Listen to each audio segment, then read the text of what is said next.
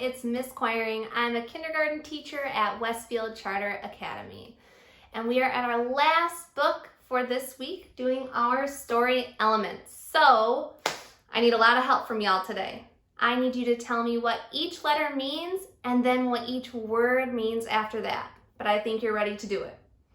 So we have our story here. What does our S stand for on our story chart? You got it. S stands for setting. And my next question, what does setting mean? Yeah, setting is where and when our story happens. Next up is our T. What does T stand for in our story chart? Yeah, T stands for talking characters. And who can be talking characters? Yeah, talking characters can be people, animals, or objects that are talking in our story. How about our O? What does O stand for in our story chart? Yeah, O stands for, oops, a problem. And what's a problem? How can we find a problem in our book? Yeah, we find problems in our book by looking for clues about what the character wants but can't have. R is attempts to resolve. Remember, we don't need to worry about that this week. And Y, our last one. What does Y in our story chart stand for? Yeah, Y stands for yes, a solution. And so my very last question, what's a solution? Yeah, a solution is how the problem gets fixed.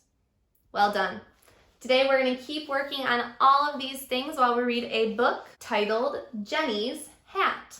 This book is written and illustrated by Ezra Keats.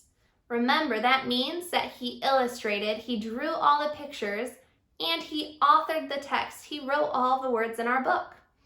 So this book is another fiction book. Remind me, does fiction mean it's real? No, fiction means that it's fake. It is make-believe. Jennie's hat.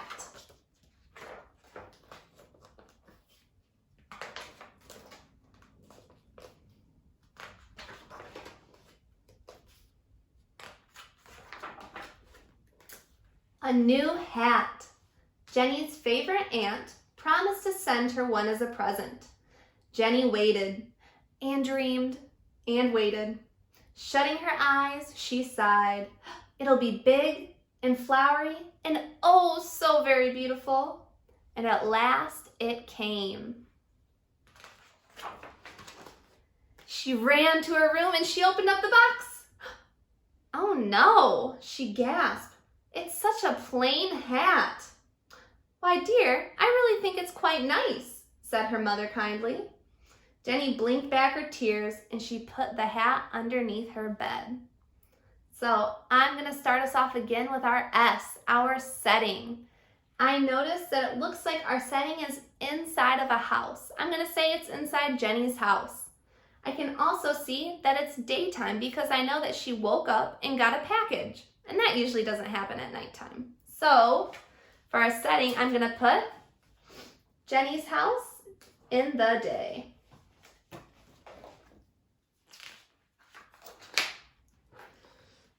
Jennie put a straw basket to see what sort of hat that would make. Then she drew pictures.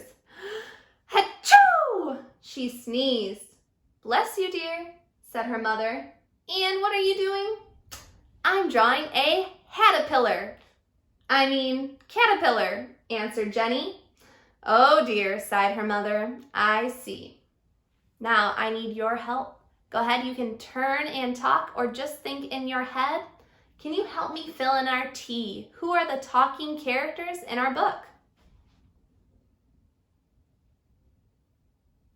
Yes, I have our talking characters as Jennie and her mom. Those are the two people so far that I've heard talking in our book. Then Jennie tried on a lampshade, and a little flower pot, a TV antenna, and a shiny pan. But none of those would do. Not really. Jennie noticed that it was 3 o'clock, time to feed the birds. She ran to the cupboard, filled up a paper bag with breadcrumbs, and started for the park. The birds expected her, for every Saturday afternoon when she went to the very same spot, she scattered the crumbs. Now, I'm noticing we're not in Jennie's house anymore, are we? No, so where are we? What should I change the setting to? Yeah, this one I heard in my text. It said, she ran to the cupboard, filled up a paper bag with breadcrumbs, and started for the park. Jennie is at the park. So I'm going to put at the park in the day because I noticed it's still bright out in the background of my photo. It's not nighttime yet. And the birds came, all sorts of birds, fluttering and twittering and cooing. They all knew Jennie. Some even ate out of her hand. Others hopped happily on her head. Soon every last crumb was gone, and away they flew. And for a while, Jennie forgot about her new hat. But walking home, Jennie remembered, and so she wished out loud, "Oh, I wish my hat were just a little bit fancier." So, right here I'm going to stop because I'm hearing my oops, a problem. What does Jennie want but can't have? Yeah, she really wants that hat. So I said, Jennie wants a fancier hat, but she can't have one because her aunt didn't send her a fancy hat. Her aunt sent her the plain white one. So she has a problem that needs solving. The next morning, Jennie got up early and she peeped out the window.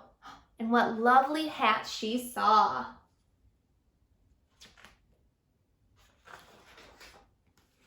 Later, she went to church with her father, mother, and friends.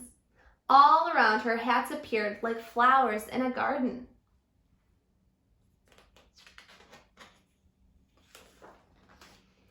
As they left church, Jennie saw some birds. Then more and more birds. Were they following her?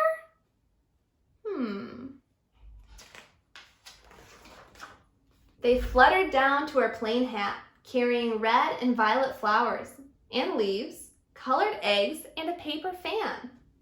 They added pictures of swans on a quiet lake and some big red and yellow roses. I wonder what those birds are doing. And 2 big green and orange leaves, more pictures, and some more paper flowers, more real flowers, and even a pink valentine.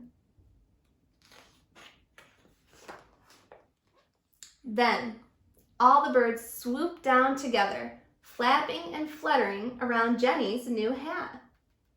I'm noticing if I look at my picture, I see the birds fluttering, and I see Jennie has a smile on her face, thinking that maybe she's happy. And suddenly, they all flew away. On Jennie's head was the most beautiful hat.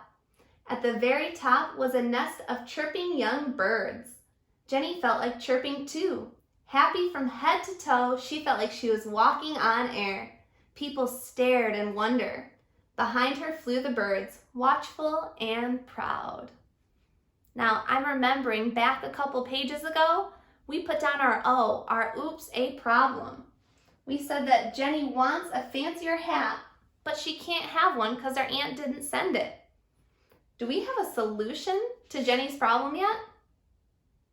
I think so too. What's the solution to her problem about her plain hat? Yeah. Our solution is that the birds and animals helped her to decorate her hat. It wasn't plain anymore. When they all reached her house, the birds, twittering and singing, picked up the nests of the little ones, and they flew back to their home in the park. Jennie waved goodbye. "Thank you," she called. Jennie's mother helped her wrap the wonderful hat piled high with lovely things. And even after the flowers and leaves had dried, it would be saved and looked at and remembered for a long, long time. Now, we've been challenging ourselves at the end of our story. And I'm looking here, and we are at the end of our story again. So take a minute and think about our O and our Y. Today we said our oops, a problem was that she wanted a fancier hat but couldn't have one. And she solved it with the animal's help of decorating it. Now, think about our whole book. Was that our problem, the whole book? Yeah, it was. Today, this matches up perfectly. Right when she got the hat in the beginning of our story, she didn't like it, and then it was a problem. At the very end of the book, the birds and animals helped her solve her problem. So, no challenge today, but I do have one very last question. What was your favorite part of our book today? Cool. My favorite part of the book was when the birds brought the actual bird nest with the little babies on her hat. I think that would be so cool to have a bunch of little baby birds on your head. So that is all I have for you for this week. Thank you for joining me for our story time together, and I will see you next time. Bye.